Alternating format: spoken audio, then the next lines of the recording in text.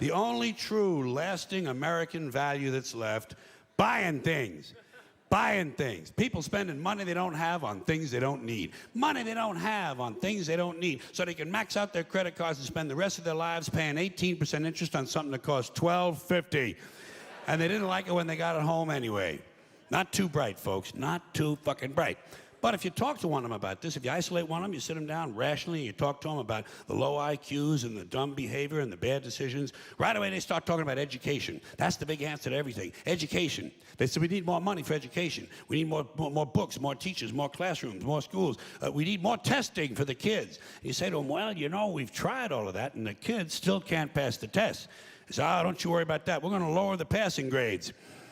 And that's what they do in a lot of these schools now. They lower the passing grades so more kids can pass. More kids pass, the school looks good, everybody's happy, the IQ of the country slips another 2 or 3 points, and pretty soon all you'll need to get into college is a fucking pencil. Got a pencil? Get the fuck in there, it's physics. Then everyone wonders why 17 other countries graduate more scientists than we do. Education. Politicians know that word. They use it on you. Politicians have traditionally hidden behind 3 things: the flag, the Bible, and children. No child left behind. No child left behind. Oh, really? Well, it wasn't long ago you were talking about giving kids a head start. Head start, left behind. Someone's losing fucking ground here. But there's a reason. There's a reason. There's a reason for this.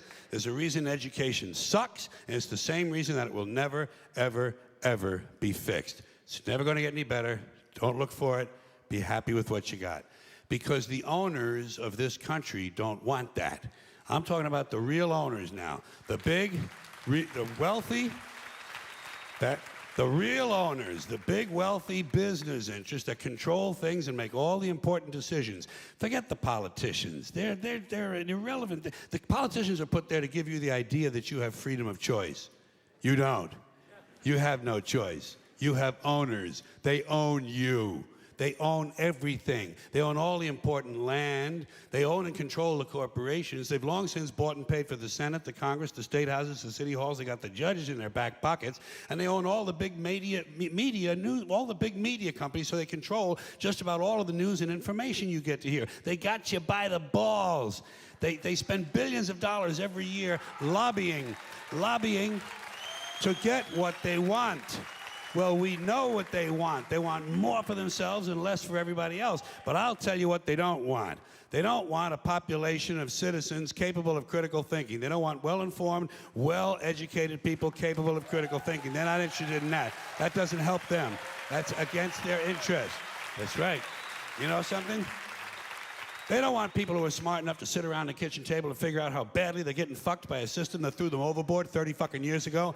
They don't want that. You know what they want? They want obedient workers. Obedient workers. People who are just smart enough to run the machines and do the paperwork, and just dumb enough to passively accept all these increasingly shittier jobs with the lower pay, the longer hours, the reduced benefits, the end of overtime, and the vanishing pension that disappears the minute you go to collect it. And now they're coming for your Social Security money. They want your fucking retirement money. They want it back, so they can give it to their criminal friends on Wall Street. And you know something? They'll get it. They'll get it all from you sooner or later, because they own this fucking place. It's a big club, and you ain't in it.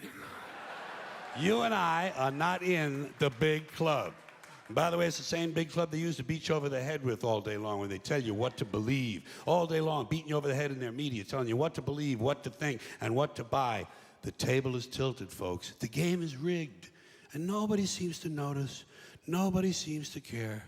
Good, honest, hard-working people, white collar, blue collar, doesn't matter what color shirt you have on.